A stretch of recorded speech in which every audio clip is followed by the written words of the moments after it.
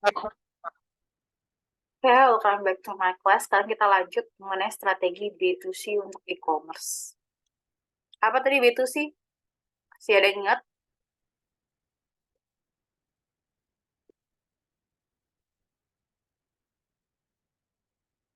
Bisnis to konsumen. Ya, bisnis konsumen. Jadi untuk si konsumen akhir ya, yang membeli itu bukan buat dijual lagi, tapi membeli untuk memang untuk digunakan. Oke, nilai uang untuk e-commerce B2C membuat nilai uang e-commerce B2B terlihat lebih kecil. Hanya sekitar 6% dari nilai e-commerce dihasilkan oleh B2B. Jadi mengapa strategi bisnis konsumen jadi begitu penting? Jadi dua alasan untuk semakin banyak jumlah pekerja tersedia untuk mengambil digital, semakin banyak pelanggan yang mampu mengatasi keengganan mereka untuk membuka pembelian menggunakan web. Jadi gini, pada dasarnya perdagangan melalui sistem B2C dari penjual ke pembeli langsung itu lebih menguntungkan bagi si penjual atau bagi si produsen ini daripada yang model B2B. Karena dari di US saja cuma 6% dihasilkan dari B2B, sisanya B2C. Nah, ini bagaimana caranya e-commerce itu bisa membuat perdagangan B2C jadi lebih penting, bukan jadi lebih penting, jadi lebih mudah. Sehingga banyak konsumen akhir mau mengakses produk dan jasa secara online daripada membeli secara offline. Bagaimana caranya, ya strateginya sih, para pembeli akhir ini mampu mengatasi keengganan mereka untuk membeli melalui web. Kalau sekarang mungkin ini bukan isu yang besar ya. Ini kan bukunya sekitar hampir satu Indo atau satu dekade lalu, di mana orang-orang masih ragu mau membeli menggunakan web atau menggunakan e-commerce. Tapi sekarang justru kebalikannya ya, orang-orang tuh lebih suka pilih belanja secara online. Kecuali mungkin kaum-kaum yang udah generasi X atau generasi baby boomer ya udah tua ya, dan 50 tahun ke atas mungkin lebih suka belanja secara langsung. Tapi ya untuk yang 40 tahun ke bawah rata-rata lebih senang one click away ya, belanja melalui e-commerce gitu. Nah, ini ada beberapa ya, kita pelajari aja bagaimana caranya supaya orang-orang tuh lebih senang belanja secara online. Pertama dari memajang produk fisik ya, memajang produk fisik melalui web. Bukan cuma contohnya aja. Kalau dulu kan orang ragu belanja online itu karena produknya seperti apa, pas dikirim hasilnya seperti apa. Nah, ini bisa dikurangi, ketakutan ini bisa dikurangi dengan memajang produk fisik yang sebenarnya, the real pic. Ya, bukan foto dari katalog online, tapi the real pic. Bisa juga dengan sekarang kan sering berlomba-lomba ya, mau di Shopee, TikTok, Tokopedia, dan lain-lain, itu melakukan live shopping. Sebenarnya agak mirip dengan zaman dulu ya, live shoppingnya kalau dulu pakai telepon, sekarang live shoppingnya melalui e-commerce internet. Live shopping sehingga si pembeli itu bisa melihat langsung produknya, produk yang dijual, kayak itu baju ya, atau madu, atau makanan, dan lain-lain, ya itu bisa melihat langsung. Melalui live shopping juga kan kalian bisa lihat sendiri ketika si penjual itu mencoba, misalnya dia mencoba bajunya, cocok nggak sih ukurannya dengan kalian yang mau membeli. Kalian bisa lihat sendiri ukurannya, satu baju ini, satu baju misalnya baju lucu gitu, bisa nggak sih cocok untuk orang-orang yang udah ukuran badannya size plus, atau yang justru malah XS, cocok nggak seperti itu. Atau ketika kalian mau beli makanan, melalui live shopping, melalui pemajangan yang benar, pemajangan real pic yang benar, itu kan kalian bisa tergoda ya untuk membeli, untuk mencoba. Karena kelihatannya enak, seperti itu. Ini salah satu contoh bagaimana meningkatkan B2C melalui transaksi B2C di e-commerce. Jadi memajang real pic, melakukan live, ya, jadi pembeli itu bisa lihat langsung barangnya seperti apa, walaupun masih melalui layar digital. Nah, ini salah satunya lagi juga contoh lainnya disarankan adalah mengirim ke pelanggan sampelnya. Tapi ini mungkin agak beresiko ya. Atau mungkin kalian pernah dengar yang namanya sistem COD. Nah, ini contoh ya, dengan menggunakan strategi produk-produk fisik. Jadi si konsumen ini dikirimin barangnya tanpa perlu membayar dulu. Kalau mereka suka, mereka yakin, mereka boleh bayar. ya sesuai harga yang tertera. Tapi di sini sistem COD ini sebenarnya agak-agak cenderung merugikan sih produsen ya, karena bisa aja sih udah dibuka-buka terus si konsumennya merasa kurang atau tidak punya duit dibalikin lagi gitu. Nah, ini ada kemudian strategi lainnya adalah penjualan maya versus campuran. Penjualan dilakukan suatu perusahaan tidak mengoperasikan tempat berjualan fisik, tapi dengan penjualan maya tidak ada toko di mana pelanggan dapat masuk dan membeli. Ada penjualan hybrid, terjadi ketika perusahaan memiliki tempat berjualan secara fisik dan sistem web di mana dalam membeli produk. Kedua strategi penjualan ini perlu informasi produk pada pelanggan, membayar pelanggan, dan memasukkan pengiriman produk. Jadi strategi lainnya untuk meningkatkan B2C di e-commerce itu pedagang-pedagang hibrid. Jadi ada toko fisiknya, ada toko online-nya juga. Jadi dua toko fisik misalnya, kalau sekarang banyak ya, sebut aja toko A gitu, dia menjual secara fisik, si pelanggan bisa, gini aja contoh Gramedia deh. Gramedia kan ada toko fisiknya, di online juga ada, gramediaonline.com, atau di Shopee, di Tokopedia juga ada, gramediaonline.com. Nah, itu mereka melakukan penjualan hibrid ya.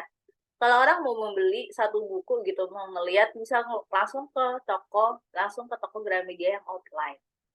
Tapi bisa jadi mereka ketika setelah melihat buku di offline itu nggak beli secara offline, tapi beli secara online.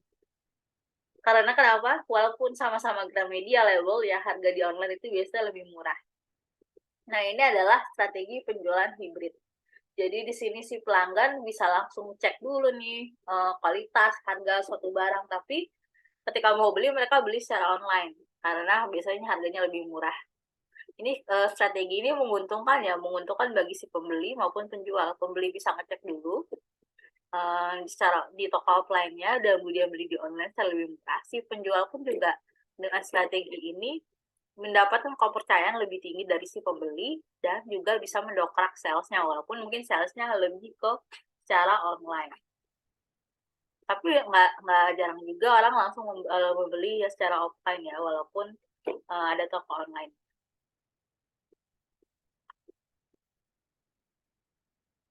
Nah, ini sebenarnya yang bisa mengambil e-commerce itu bukan hanya si pihak-pihak swasta, pihak-pihak UMKM, tapi pemerintah pun juga bisa mengambil manfaat di e-commerce. Contohnya Florida, mereka mengulang sertifikat pajak bumi dan bangunan pada tahun 2005. Contoh lainnya, kalau misalnya kalian ke Tokopedia, Shopee, itu kalian juga bisa beli emas. Emas dari Pegadaian, atau emas dari, apa sih, bukan Pegadaian, apa sih? Bentar, yang produksi emas itu siapa sih? Antam, ya. Kalian kalau misalnya ke Tokopedia, Shopee, dan kawan-kawan itu kalian bisa beli emas dari Antam. Antam itu kan perusahaan pemerintah. Atau kalian bisa, sekarang juga ada beberapa tempat aplikasi atau web itu bisa membeli sukuk RI. Nah, ini juga itu pemanfaatan e-commerce. Misalnya atau kalian mau beli sukuk RI dari bank misalnya Bank Mandiri. Nah, kalian nggak datang ke Bank Mandirinya langsung, tapi melalui online. Nah, ini adalah pemanfaatan teknologi e-commerce oleh pemerintah. Oke, seperti itu contohnya. Kemudian langkah-langkah e-commerce berikutnya ya yang disarankan supaya bisa bertahan adalah perdagangan bergerak. Ya ini karena ini buku satu Windows sebelumnya, tapi sekarang kan udah ya.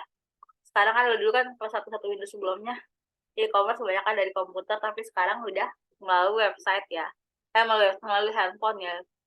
Jadi nggak pergi ke website lagi, tapi download aplikasi di telepon seluler. Ya, jadi apalagi sejak ada teknologi 3G, teknologi nirkabel ya, yang kalau dulu kan wifi harus pakai dicolok-colok dulu, tapi sekarang ada ya. Kalau internet itu harus dicolok dulu, tapi sekarang udah ada di ini ya, di handphone kita ya. Jadi nggak yang disebut teknologi nirkabel, jadi nggak perlu ada colokan-colokan untuk dapat wifi karena bisa beli melalui pulsa ya. Internet. Nah, ini langkah e-commerce berikutnya. Ini udah terjadi sebenarnya. Nah, ini aplikasi-aplikasi awal e-commerce. Jadi bukan e-commerce saja, tapi m-commerce, mobile commerce. Jadi bukan berbicara melalui perdagangan online saja, tapi secara garis besar.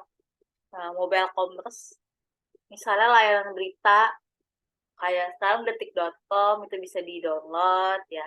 Atau mungkin kalian mau baca berita di luar negeri, kalau nggak salah BBC juga bisa ada aplikasi tersedia. Kemudian ada contoh e-commerce, mobile commerce lainnya adalah transaksi pengumuman informasi keuangan dan perbankan. Ada yang namanya mobile ya, mobile bank. Dengan mobile bank itu kalian bisa ambil duit, transfer, dan ngambil duit sih, transfer ya, transfer uang biasanya. Atau beli sukuk, atau beli deposito itu bisa secara online, yang mau secara mobile lewat si HP ini. Tapi kalau ngambil duit belum sayang, bukan ke ATM lagi. Kemudian pembelian tiket bioskop dan pembayaran parkir ya. Kalian misalnya mau beli di CGV, apa XX21, bisa download aplikasinya ya. Di download. Kemudian pembayaran e-commerce restoran cepat saji. Ketika kalian beli kopi, misalnya di Fore, kalian bisa bayar pakai OVO. Atau kalian bisa melalui GoFood, GoFood, GrabFood, memesan makanan tertentu, pembayarannya melalui aplikasi tersebut, melalui mobile commerce tersebut. Ya, itu contoh aplikasi mobile commerce. Kemudian ada Nirkabel berkelas bisnis sebuah tempat. Di sini hotspot internet Nirkabel ya cukup memadai untuk pengguna web umum maupun pribadi. Komunikasi Nirkabel kecepatan cukup melalui penyedia jasa komunikasi sama akan telepon seluler memungkinkan terciptanya komputasi Nirkabel berkelas bisnis hampir di semua tempat. Kebebasan kecepatan hotspot itu tidaklah gratis. Pertama, pengguna harus membeli kartu seluler untuk laptop mereka dan mengakses sinyal komunikasi seluler. Jadi gini, kalau dulu kan internet agak susah ya, kalian harus biasanya mungkin ada zamannya yang nggak melalui kali ya mungkin ya. Zaman kalau misalnya mau akses internet itu harus ke warnet. Sekarang tidak seperti itu. Karena banyak sekarang penyedia jasa WiFi, walaupun harus bayar ya. Kemudian juga akses internet bisa diambil, digunakan dengan membeli paket data dari pulsa. Seperti itu. Contohnya Nirkabel berkelas bisnis semua tempat. Internet kan sekarang udah kebutuhan primer ya, bukan lagi kebutuhan sekunder, apalagi untuk kalian yang mahasiswa. Kemudian menggunakan internet, nah ini bisa dibaca sendiri ya. www World Wide Web ini adalah akses laman internet. Biasanya kalau kalian buka website sekarang www, tapi sekarang udah nggak jarang pakai www ya. Bisa pakai HTTPS, tapi sebenarnya sama aja. Yang pasti gunanya adalah untuk mengakses web bagi pengguna internet, sementara bagi yang punya webnya ini, yang membeli domain webnya ini adalah untuk menyimpan data-data dokumen yang ingin dia tunjukkan kepada pihak umum secara publik yang bisa diakses secara online. Ya ini ilustrasi aja bagaimana suatu website itu bisa diakses oleh orang lain ya, oleh berbagai pihak. Biasanya ada protokol tertentu, membeli nama domain tertentu, membeli pet ada bukan pet aplikasi pet yang udah lama yang udah almarhum itu bukan. Pet itu masuknya jalannya ya, nama domainnya www gitu misalnya, atau hosting niaga atau .co.id itu nama domainnya. Kalau petnya itu kan nama webnya. Nah, ini dibuat dengan teknologi Intertext Markup Language.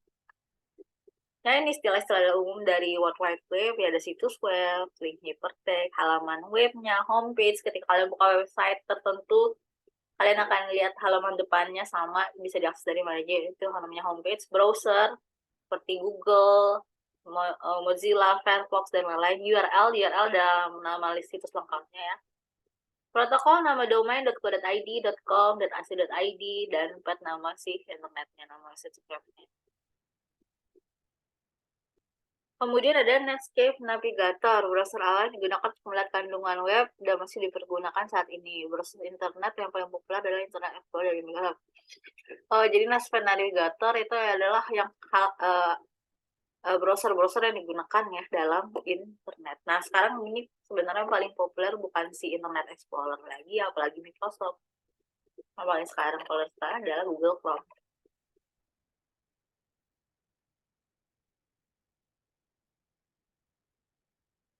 Ya, bagian Netscape Navigator paling populer sekarang adalah Google Chrome. Kemudian file transfer protokol, para pengguna dapat menyalin file komputer mereka dari semua situs web.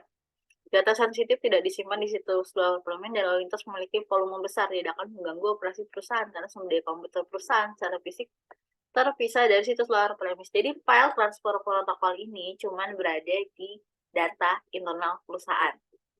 Akses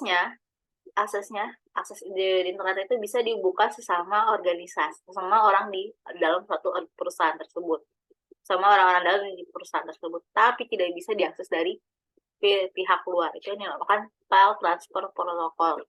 Ketika mereka transfer data antar di dalam satu organisasi yang sama, transfer datanya melalui internet, tapi orang luar perusahaan tidak bisa ikut-ikutan melihat atau membuka data tersebut. Itu namanya file transfer protokol. Kemudian ada istilah lagi cyberspace and super highway informasi. Cyberspace menggambarkan satu masyarakat telah jadi budak teknologi. Jadi di sini mungkin budak teknologi agak-agak degrading ya istilahnya. Tapi kita memang kan sekarang tidak bisa lepas dari internet ya. Untuk cari data, cari informasi, kalian mengerjakan tugas. Mungkin sekarang banyak yang mengerjakan tugasnya bahkan lebih mudah lagi memanfaatkan AI. Karena kalau disuruh kasih tugas membuat karya tulis ya mungkin sekarang udah pada buatnya memanfaatkan ChatGPT, OpenAI dan lain-lain.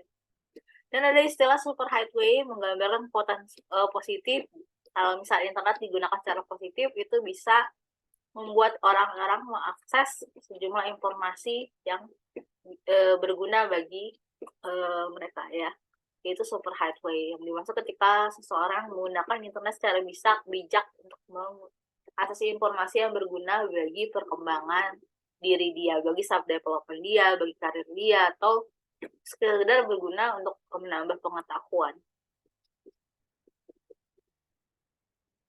Baik, internet sendiri memang bukan barang asing ya, tapi akan semakin canggih dan canggih. Internet sendiri baru pertama kali ditemukan tahun 1920-an, tapi itu penggunaannya paling cuma enggak digunakan secara umum, hanya pihak-pihak tertentu saja.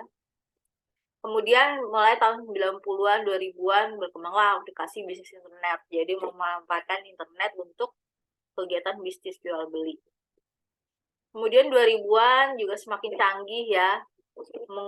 E-commerce sekarang semakin berkembang, bahkan untuk akses kesehatan rumah sakit aja sekarang udah menggunakan internet ya, menggunakan dengan dibantu dan teknologi ED. Mungkin kalian kalau sekarang mau diskusi ke dokter, sebelum diskusi ke dokter, kalau dulu daftarnya harus pergi secara manual ke dokter dulu, terus nanti ditunggu dipanggil jam berapa. Sekarang nggak kayak gitu lagi.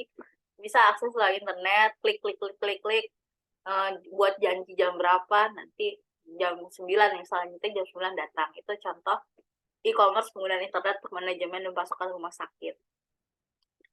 Kalau mau beli obat juga sekarang bisa lewat web ya. Udah banyak yang rumah sakit modern menggunakan web. Untuk diskusi ke dokternya mungkin juga bisa secara online sekarang melalui Halodoc, walaupun biasa nanti akan disarankan lagi untuk offline. Nah ini juga selain itu selain si konsumen memanfaatkan untuk mengakses kesehatan di rumah sakit dengan bantuan e-commerce juga bisa menjaga pasokan obat-obatnya, pasokan alat-alat kesehatannya, belinya nggak perlu pergi ke pasar dulu. Jadi ada tuh di dekat sekitar saya lupa ya di sekitar mana ada pasar tertentu yang memang jual secara offline untuk menjual obat-obatan, kemudian kain kasa dan sebagainya. Tapi sekarang itu bukan nggak harus lewat offline, tapi juga bisa mulai akses internet. Aplikasi retail juga semakin canggih ya, karena sekarang baik itu melalui e-commerce atau misalnya melalui website sendiri, contohnya JCPenney, atau kalian buka website JCPenney bisa beli, atau misalnya kalian buka website Zara, Mango juga bisa kalian beli, atau Hidden Aims atau Uniqlo kalian bisa beli ya melalui website juga. Banyak yang lebih milih untuk pedagang-pedagang kecil tuh yang kalian biasa lebih milih bergabung dengan virtual mall seperti Shopee, Tokopedia dan lain-lain. Tapi biasanya untuk yang udah ada nama, walaupun mereka ada di virtual mall, biasanya juga punya website sendiri. Ini salah satu penghasilan keberhasilan menggunakan internet, baik untuk jual beli atau untuk lainnya. Ini bisa dibaca sendiri ya. Tentunya yang pertama harus punya jaringan internet yang bagus. Browsernya juga bagus, browser terkini, kemudian sering memperbarui dan yang lainnya bisa dibaca sendiri.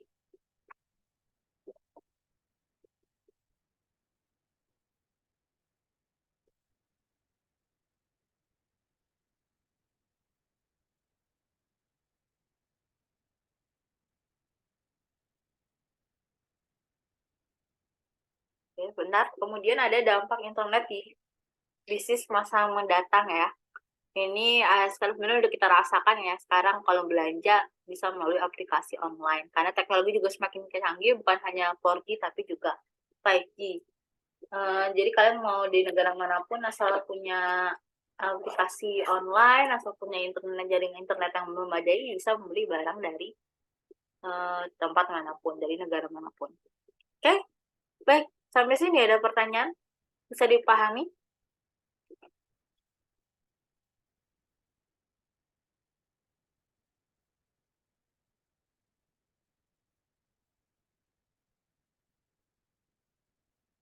Sampai sini ada pertanyaan?